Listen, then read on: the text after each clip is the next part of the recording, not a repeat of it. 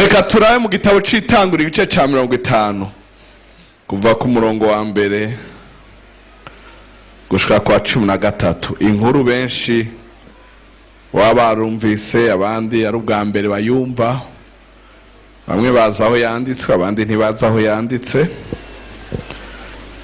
Bwana asifiwe sana. Bari umuntu ariko arondera ati iryo ni ijambo ryawe. Yosefu yubama kuri se mu maso, amurira ko aramugumbira. Aha ni Yakobo yaraje kwitaba Imana. Yosefu araza amurira ko. Yosefu agera abantu biwe babaganga ngo bose se amboma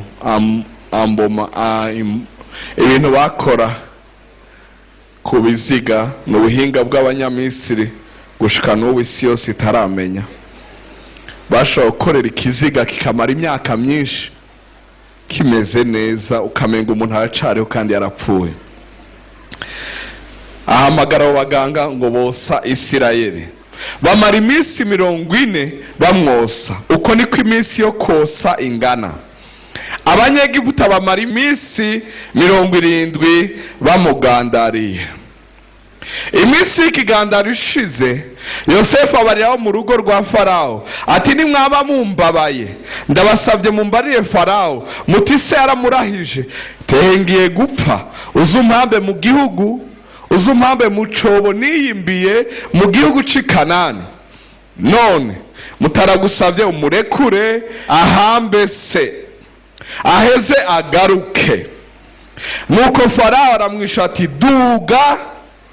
Farawo mwishango iki?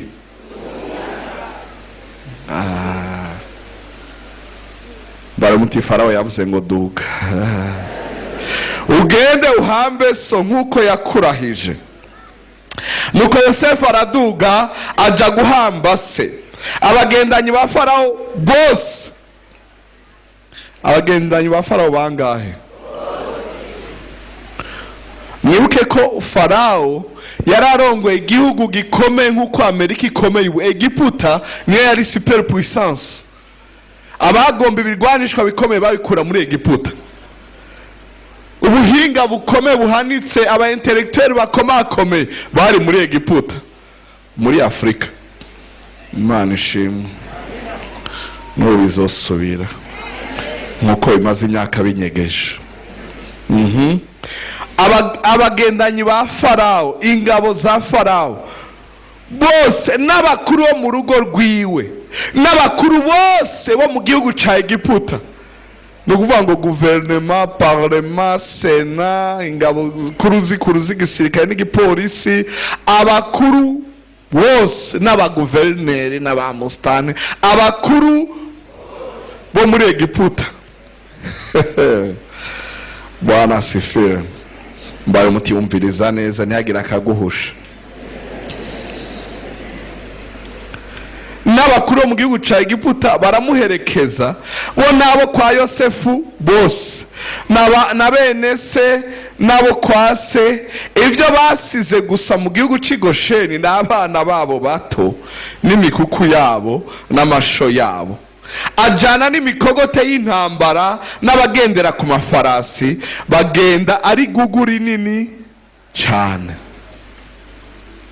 Bashika ku mbuga y'igosorero yo muri Atadi, hari hakurya ya Yorodani, baborogera y'amaborogo menshi cyane y'akabonge. Yosefu ashinga ko bahamara iminsi 7 bagandariye se. Bene igihugu b'Abanyakanani babonye ingene baririra ku mbuga yo muri Atadi, baravuga ateye kugandara kw'Abanyegiputa kwigitangaza. Cyo catumye bahita Abeli Misirayimu, bisobanurwa ngo kigandaro c'Abanyegiputa. Hari hakurya ya Yorodani. Bene Yakobo bamugirira uko yabageze, bamujana mu gihugu c'i Kanani, bamuhamba mu isenga yo mu itongo ry'i Makipela, aharabana ni Mamure. Iyo Aburahamu yaguze hamwe n'iryo tongo kuba aho yiziziye ho guhamba, ahaguze na Efuroni umuheti. Amen. Mugihe uba witeze ko baza kuvuga ubutumwa, iyi ni saha y'ubutumwa nije ndabuvuga.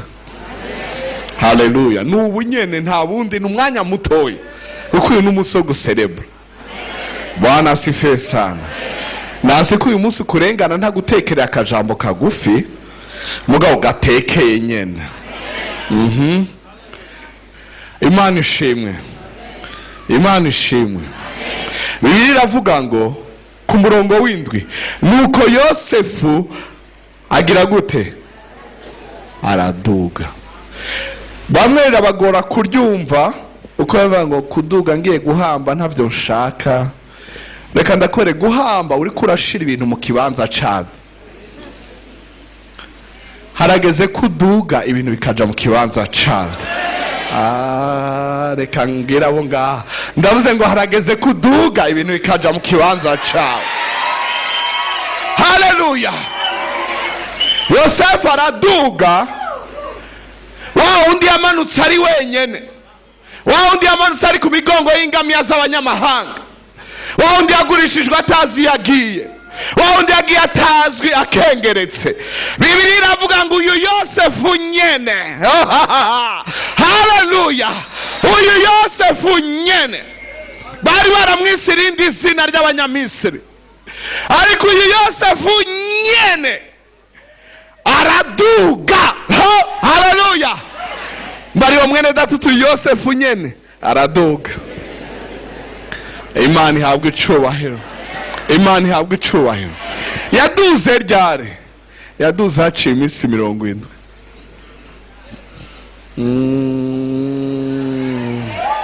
Reka ndakubarire, twe ntitumaze iminsi 70 tugandaye, ariko tumaze iminsi 70 turambara imbere y'Imana. Bamwe badafungura, bamwe batasinzira neza, bamwe baguma barira binginga avuga ati Mana iyi minsi ntihera atacukoze. Iminsi 70 iheze aravuga ati mubare Farawo ndekure, sinzi ugufashe arakurekura uyu munsi.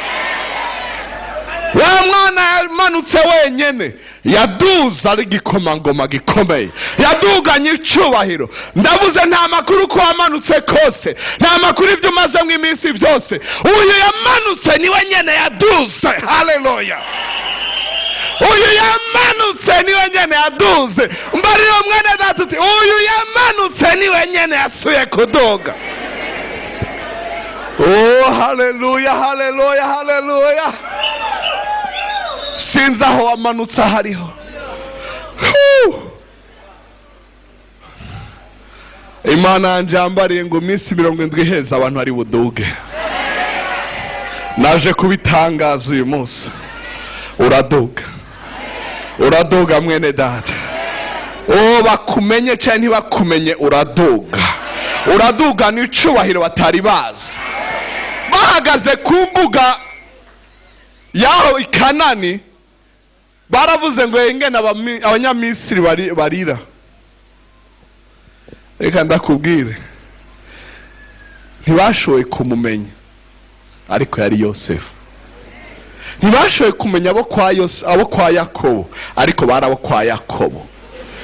Uyu muntu benshi bazi ko Yosefu yaguye mu mahanga, yaguye muri Egiputa gusa, ariko reka ndabare yaguyeyo yarigeze kuduga i Kanani.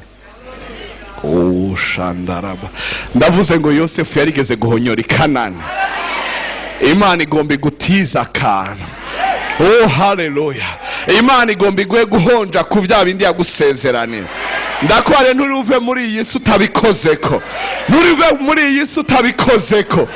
Ndiko ndavugishwa ntugaya amaso. Ndavuze ngo ntuva muri iyi si utabikozeko. Haleluya. Yosefu yaguye muri Egiputa. Arabwira ati Imana izobajabukana nta kabuza. Izobajana mu gihugu yarahiye basogokuruzo. Nimwagenda narapfuye muze mujane n'amagufa yanyu. Ariko reka ndakware kugira ngo ubahuke kubarira abantu ubahe profesi y'ivyo bazoshikamo, Imana ibanza kubiguha na wewe. Ukabihonja kugira ngo ntuvuge ivyo wumvise, uvuge ivyo wikoreyeko. Imana ishimwe. Haleluya. Ndavuze ngo uyu nyene yamanutse ni waduga. Ku munsi wa 70 n'umunsi wo kuduga. Ndavuze n'umunsi